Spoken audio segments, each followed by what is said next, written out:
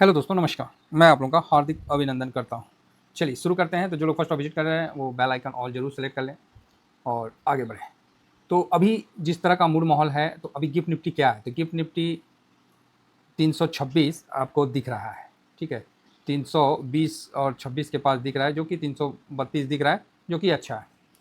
चलिए बढ़िया बात है। तो आप बोलिएगा क्यों, क्या हो गया? अरे क्या हो गया, वो बात हम क्या बोले। दुनिया का market life time high cross कर रहा है और हम लोग का निफ्टी अभी भी लाइफ टाइम हाई से मोटा मोटी 2000 से ज़्यादा डाउन है, 2000 पॉइंट से नीचे है। तो अब आप ही बताइए, तो मन तो उदास होबे ना करेगा जी। अभी आधा ही रिकवर हुए हैं। तो अच्छी बात यह है कि ट्रम्प साहब ने बुलाया है मीटिंग के लिए 20 तारीख को। दैन आपको यूएस और ईरान का भी चल रहा है, कॉन्फ्लिक्ट कम हो रहा है, फिर से मीटिंग के लिए बताया जा रहा है। और ये भी न्यूज़ निकल के सामने आया है कि जो अमेरिका है वो कह रहा है ट्रम्प कि जो ईरान है वो बेचैन है, किसके लिए? युद्ध विराम के लिए। तो काफ़ी, और इसने बोला, अमेरिका ने कहा है कि हम हार्मोज सबके लिए खुला रखेंगे, जिसका चाइना ने काफ़ी समर्थन किया है और चाइना खुश है और बोला है कि हम ईरान को हथियार नहीं भेजेंगे। तो इस तरह का अपना ट्रम्प जो भी है अपना कहानी, चीन संबंधित दावे के बाद अमेरिकी ट्रम्प, और इस तरह से चल रहा है। देखिए क्या है कि युद्ध में नुकसान इनका ज़्यादा हुआ है।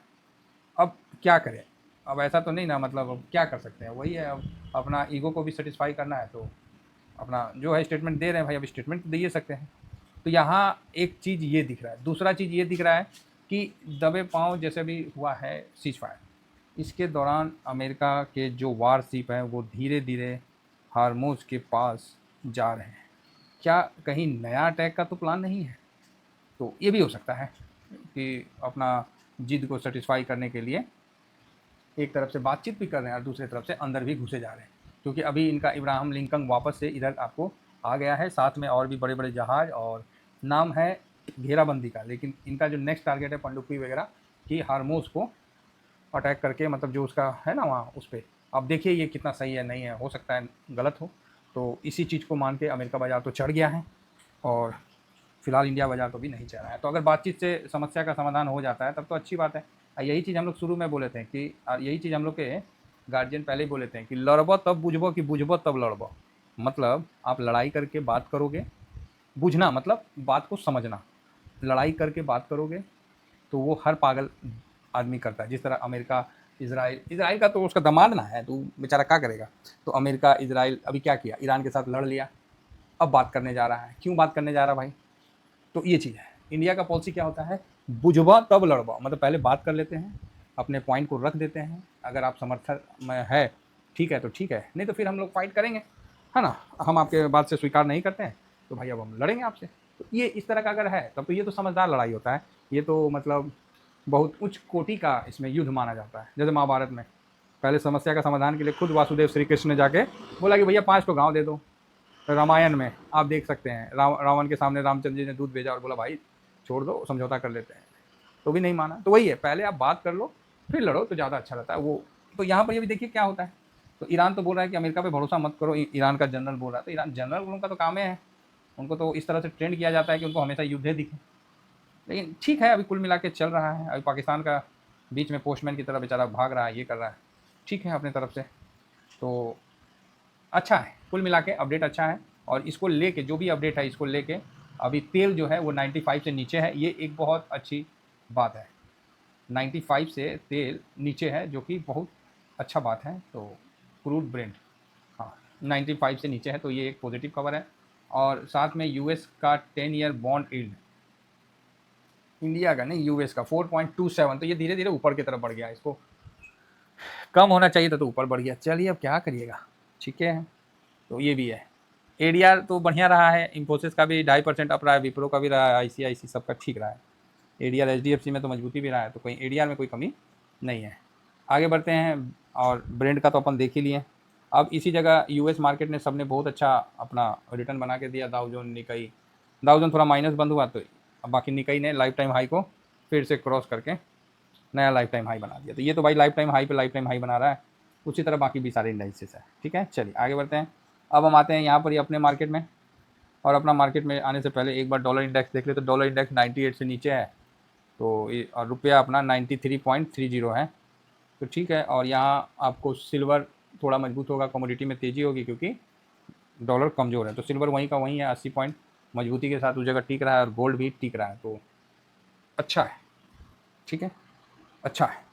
आगे बढ़ते हैं। अब हम आते हैं FIS की कल की खरीदारी को हम एक बार देखना पसंद करेंगे।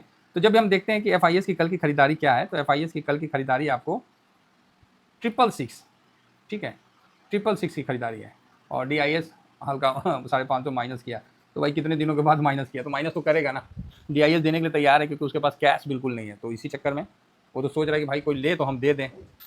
मेरे पास भी कैश नहीं है, उसका DIS का कहना है, क्योंकि DIS का उस दिन डाटा देखे थे ना, सिर्फ निपॉन के पास कैश है, बाकी सब ठन गोपाल है, सब ने अपना पैसा लगा दिया। अगर इसके बाद मार्केट गिरता ना तो DIS का मतलब हालत ख़राब हो जाना था। चलो अच्छी बात है, भगवान ना करे कोई हालत किसी का ख़राब हो। फिलहाल आइए इंडेक्स FIS 21.06, कल हल्का सा बिकवाली, मतलब 0.1% का बिकवाली किए हैं। DIS 76.39, यहाँ भी 0.29% का तेज़ी है। पब्लिक यहाँ भी 73.38, यहाँ भी 0.56% का तेज़ी है। और प्रो 48.77, यहाँ भी अच्छा खासा माइनस है। तो तगड़ा माइनस है, तगड़ा क्या, ठीक ही माइनस है। तो कुल मिला के ये डाटा आपको किसी भी ख़राब डाटा की तरफ इशारा नहीं करती है, जैसे एक प्रॉफिट बुकिंग वाला हिसाब किताब दिखता है। आज है क्या है, थर्सडे, और आज है सेंसेक्स का एक्सपायरी, तो ये भी एक इम्पॉर्टेंट लेसन है कि आज इसका एक्सपायरी भी है। तो चलिए उसका एक्सपायरी का भी ध्यान रखेंगे। बाकी आपको निफ्टी का PE 21.27 पे है, तो न्यूट्रल है। और रही बात PCR भी तेज़ी की तरफ है, पॉजिटिव की तरफ है। तो इन सभी डाटा को हम लोग एक जगह रख देते हैं और रखने के बाद अपने चक्की पे उसको पीसते हैं और देखते हैं कि क्या आया। तो यहाँ सबसे पहले तो हम देखेंगे कि FIS, तो FIS न्यूट्रल है। DIS ये भी न्यूट्रल बोला जाए। और प्रो आज लॉन्ग करेंगे क्योंकि उन्होंने पोजीशन कट किया है, नहीं उन्होंने लॉन्ग पोजीशन कम किया है ना।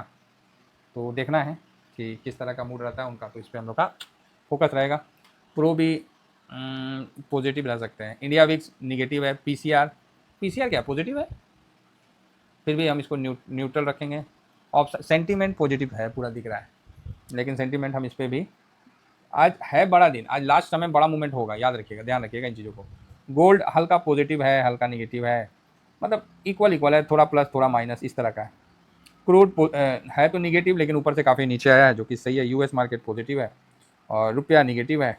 डॉलर इंडेक्स पॉजिटिव है और PE न्यूट्रल है। तो यहाँ पर ही हो गया 1 2 3 4 5 6, वाह, 6 न्यूट्रल, 1 2 नहीं 1 2 3, 3 पॉजिटिव, 1 2 3, 3 निगेटिव।